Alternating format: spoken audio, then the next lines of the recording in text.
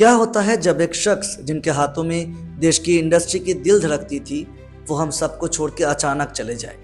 उन्होंने इंडिया का नाम इंटरनेशनल बिजनेस में लाया, चाय से लेके हॉस्पिटल तक हर इंडस्ट्री पे। लेकिन उनके जाने के बाद उनकी बनाई इस महल के दीवारों पे भी दरारें दिखने लगी। ये कहानी है सर रतन टाटा की, उनकी लाइफ, उनकी लेगेसी और क्या टाटा ग्रुप सच में कोई प्रॉब्लम फेस कर रही है उनके जाने के बाद, या तो ये कोई डाउनफॉल स्टोरी है या फिर सक्सेस स्टोरी। जैसे अंधेरे रोशनी की तरफ इशारा करता है, लेकिन बिजनेस का सच बहुत कड़वा है। अंधेरे के बाद शायद फिर अंधेरा। रतन नवल टाटा एक ऐसा नाम जो सादगी, डिग्निटी और देशभक्ति तीनों से जुड़ा हुआ है। उनके नाम से टाटा ग्रुप ने सिर्फ बिजनेस नहीं किया, उन्होंने इंडिया का फेस ग्लोबल स्टेज पे एस्टैब्लिश किया।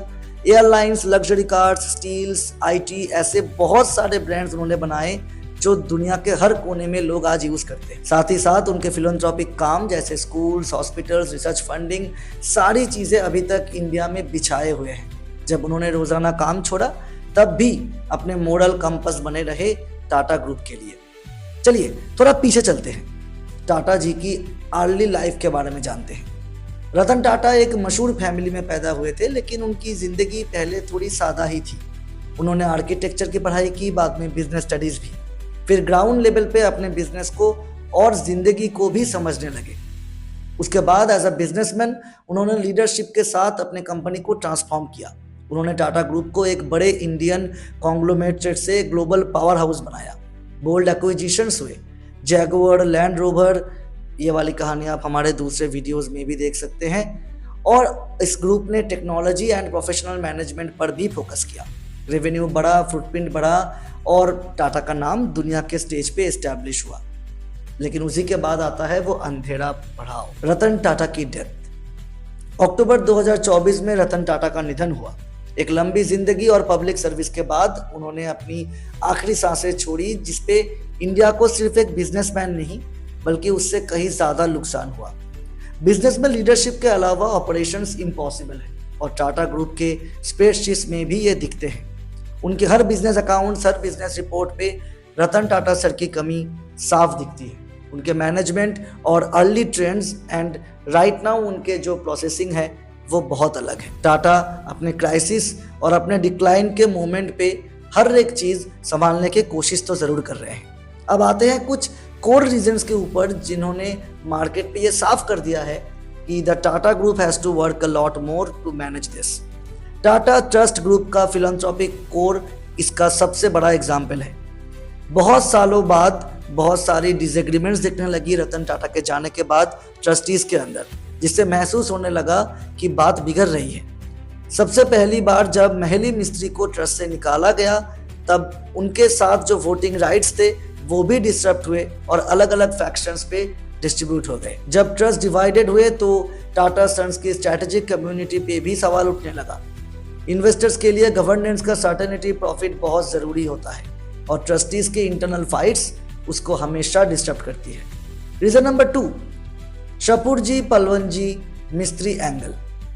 SP group historically Tata sons का एक बहुत बड़ा शेयर होल्डर है और उनका relationship Tata group and family के साथ बहुत लंबे अरसे से है। 2016 का बोर्ड फाइट अभी भी याद है। एसपी लिंक्ड स्टेक होल्डर्स का इन्वॉल्वमेंट लेगेसी, टेंशन, डिस्कशंस को कॉम्प्लिकेटेड बना देता है। जब मेजॉरिटी शेयर होल्डर्स और ट्रस्टीज के साथ क्लैश होने लगे, जब सिंपल कॉर्पोरेट मूव्स भी कंट्रोवर्सी में बदल जाता है, तब ये साफ हो जाता है कि इंटरनल मैनेजमेंट में ही प्रॉब्लम है।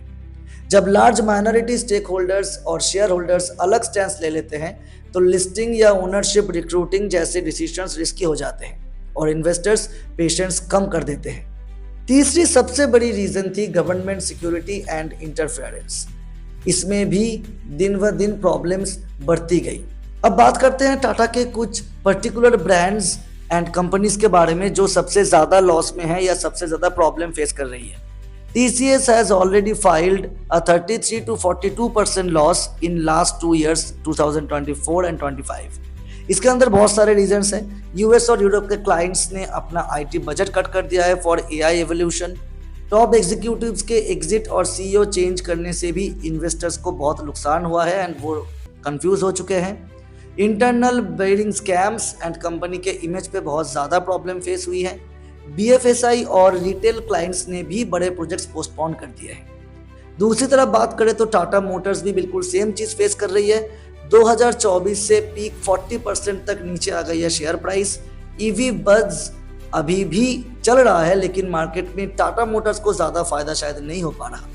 इसके मेन रीजंस है चाइना और यूरोप की स्लो डाउन हो जाना, रॉ मटेरियल का कॉस्ट इंटरनेशनली बढ़ जाना, टेरिफ जो इंटरनेशनली अभी बहुत ज़्यादा फ्लक्चुएट कर रही है, और थोड़ा सा हम बात करेंगे ईवी रेस हीटअप की भी, जहाँ पे महिंद्रा और एमजी जैसे कंपनीज बहुत बड़े कंपटीटर्स बन चुके हैं। जब शेर की दहाड़ कम होने लगती है तो जंगल चुप नहीं होता। तो 2025 में एयर इंडिया का नाइटमेयर देखा गया, जहाँ पे एक फेटल एयर क्रैश की वजह से ब्रांड नेम को बहुत ज़्यादा नुकसान हुआ। उसके बाद आता है टाटा के दूसरे प्लेटफॉर्म्स, जहाँ पे टाटा प्ले DTH सर्विस, यहाँ पे भी OTT का tsunami, customer churn, highest content cost and Tata binge slow pickup, इन सारे रीजंस के वजह से बहुत ज़्यादा नुकसान फेस करना पड़ रहा है टाटा ग्रुप को। रतन टाटा इतने महान क्यों थे? क्योंकि उन्होंने कॉम्पिटेंस को कैरेक्टर के साथ जोड़ा। उनके बिजनेसेस को हर वक्त ग्रोथ नहीं दिखी, लेकिन उन बिजनेसेस का एक पर्पस था। उनका मानना था कि कंपनी एक फोर्स फॉर गुड हो सकती है और उसके साथ इकोनॉमिकली स्ट्रांग भी रह सकती है। ये लेगेसी आज भी इम्पॉर्टेंट है। इसीलिए जब ट्रस्ट और बोर्ड्स में झगड़े दिखते हैं, लोग परेशान आज भी इम्पॉर्टेंट है, लेकिन क्योंकि उनको लगता है मोरल वैल्यूज अभी तक हैं, इसीलिए वो कंपनी के साथ जुड़े हुए हैं। टाटा ग्रुप के एक बड़े रेजिलियंट एम्पायर को चलाने के लिए अलग लीडरशिप्स की ज़रूरत है। रतन टाटा ने अपने एथिकल प्रेजेंस हमेशा अपने ग्रुप के अंदर रखा था। अब जब बिजनेस का डाउनफॉल है तो उनके पूरे मैनेजमेंट को एक साथ कोशिश करना होगा, because Tata needs a rebranding. Tata को नए तरीके से अपना रीब्रांडिंग करना होगा, कंपनी को डिस्ट्रीब्यूट करना होगा और लोगों तक टाटा का जो लेगेसी है, जो पर्सपेक्टिव ऑफ द ऑडियंस है, उसको फिर से बिल्डअप करना होगा। जेनजी ऑडियंस के लिए टाटा ने ऑलरेडी बहुत सारे बिजनेसेस खोल के रखे हैं, लेकिन उनके business tactics, business ethics and business operations शायद और ज़्यादा चेंज होने की ज़रूरत है। अगर आपको ये वीडियो पसंद आया तो ज़रूर सब्सक्राइब करें और कमेंट में बताएं कि आपके हिसाब से टाटा बिजनेस फैमिली को अभी और क्या करना चाहिए। हम आपके साथ फिर से मिलेंगे अगले वीडियो में। Thank you.